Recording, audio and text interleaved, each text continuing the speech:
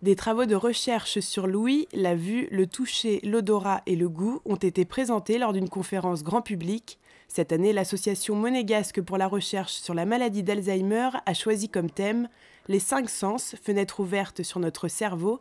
Objectif, favoriser les échanges entre chercheurs, professionnels et patients atteints de la maladie. J'essaye toujours de dédramatiser la maladie d'Alzheimer parce que de trouver toujours qu'il y a d'autres voies qu'on peut utiliser pour essayer de redonner de la personnalité, de redonner de l'identité à ces malades, de ne pas perdre espoir quand même, parce que là on vient de finir un congrès, on a quand même quelques prémices de médicaments. Mais en attendant, il faut vraiment faire du non médicamenteux, essayer d'appliquer maintenant toutes ces techniques. Alors il y a l'olfatothérapie, il y a la musicothérapie, il y a la massothérapie. La musicothérapie est une technique non médicamenteuse qui commence à faire ses preuves. La musique est utilisée comme traitement sur les patients atteints de la maladie d'Alzheimer. L'idée était d'évaluer l'effet de la musicothérapie comme on évalue l'effet d'un candidat médicament. Pour dire, vous voyez, c'est effectivement efficace. Pas, on a l'impression que c'est efficace. Et on a démontré que c'était efficace sur l'anxiété, sur la dépression, sur la douleur.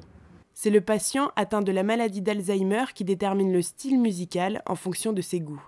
C'est une technique qui est basée sur les principes de la relaxation. Donc au même titre qu'on utilise la sophrologie ou l'hypnoanalgésie dans le traitement de certains troubles et adapté aux patients atteint de la maladie d'Alzheimer, on va utiliser une technique qui va utiliser le langage musical. Donc on va représenter l'état de tension, l'état des troubles comportementaux de ces patients par un rythme assez stimulant et une formation orchestrale importante, toujours adaptée en fonction des goûts et de l'histoire du sujet. Donc ça peut être de la musique classique, de la musique jazz ou de la musique du monde.